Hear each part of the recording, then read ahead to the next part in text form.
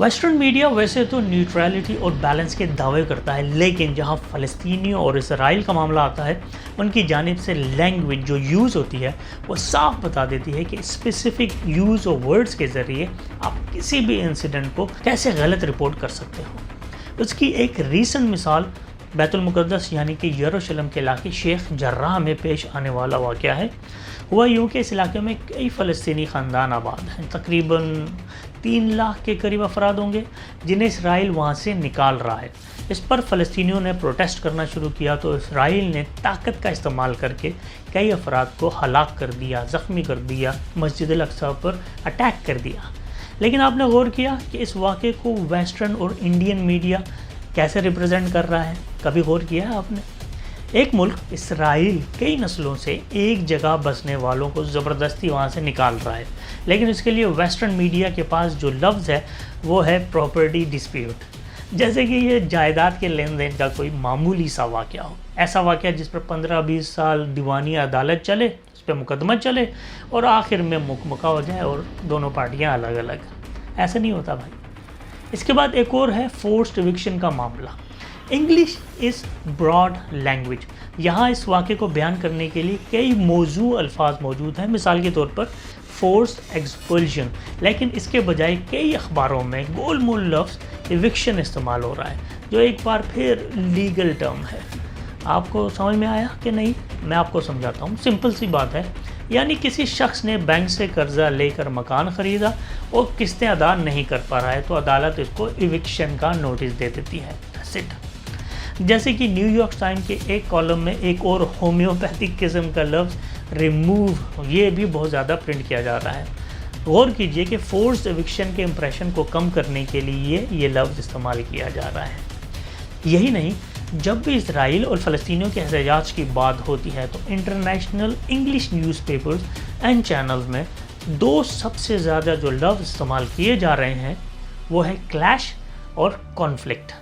आमतौर पर लफ्ज़ क्लैश वहाँ इस्तेमाल होता है जहाँ दो अपोनेंट्स बराबर के हों, मगर जहाँ एक तरफ दुनिया की ताकतवर तरीन फोर्सेस में से एक हो और दूसरी जानिब गुलेलों और पत्थरों से आर्म्ड प्रोटेस्टर्स हों, वहाँ पर क्लैश का लफ्ज़ अपने माने खो देता है। लैंग्वेज का ये स्पेसिफिक यूज़ सिर्फ हालिया वाक़यात तक लिमिटेड नहीं है। रिसर्चर्स और एनालिस्ट एक अरसे से वेस्टर्न मीडिया में और इंडियन मीडिया में इसराइल और फ़लस्तीनियों की कवरेज के मामले में स्पेसिफिक लैंग्वेज के इस्तेमाल पर सवाल उठाते रहे हैं। जब फ़लस्तीनी इसराइल के ख़िलाफ़ कोई कार्रवाई करते हैं तो उसे अटैक लिखा जाता है, लेकिन इसराइली कार्रवाई को आमतौर पर रिटेलिएशन यानी कि जवाबी कार्रवाई लिखा जाता है। American organisation of fairness and accuracy in reporting के मुताबिक 3 अमेरिकन चैनल्स पर 2 साल के अरसे में 150 मरतबा ये लफ्ज़ इस्तेमाल हुआ है, लेकिन 79% इजरायली ऑपरेशन के बारे में और सिर्फ 9% फ़लस्तीनियन ऑपरेशन के बारे में ये लफ्ज़ बयान किया गया है। दोगली पॉलिसी है कि नहीं है?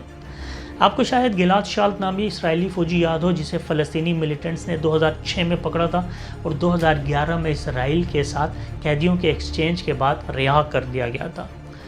इसके बारे में वेस्टर्न मीडिया में जो लफ्ज़ सबसे ज़्यादा इस्तेमाल हुआ था वो था किडनैप यानी कि अगवा, लेकिन जब इसराइल ने इस पर रिटेलिएट करते हुए हमास के 60 मेंबर्स को पकड़ा, जिनमें से half of them member of parliament थे, उन सब के लिए सबसे ज़्यादा इस्तेमाल होने वाला वर्ड टेररिस्ट अरेस्टेड था। यस, दोगली पॉलिसी अगेन। इसी तरह BBC टेलीविज़न की कवरेज के एनालिसिस के बाद स्कॉटलैंड के जो कुछ रिसर्चर्स हैं वो इस नतीजे पर पहुँचेंगे, जब फ़लस्तीनियों की जानिब से किए जाने वाले वायलेंस की बात की जाती है तो उसके लिए जो लफ्ज़ सबसे ज़्यादा इस्तेमाल किए जाते हैं वो है atrocity, brutal attack, slaughter, lynching. गौर करें, ये तमाम अल्फाज बार्बेरिक बिहेवियर और बार्बेरिक एस्पेक्ट्स के लिए यूज़ किए जाते हैं। गलत है, गलत है।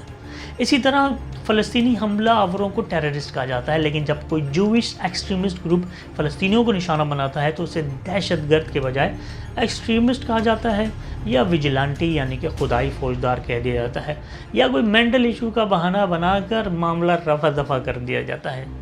लैंग्वेज वो मीडियम है जिसके ज़रिए हम दुनिया की हर नॉलेज और इन्फॉर्मेशन तक पहुंच सकते हैं, और इसी लैंग्वेज के इस्तेमाल से हकीकत बताई भी जा सकती है और हकीकत छुपाई भी जा सकती है। اور ایک ہی واقعہ دو مختلف قسم کی لینگویجز میں بیان کر کے اسے دو مختلف رنگ دیے جا سکتے ہیں۔ اور انٹرنیشنل اور انڈین میڈیا اس وقت فلسطین اور اسرائیل کے معاملے میں فی الحال یہی کر رہا ہے۔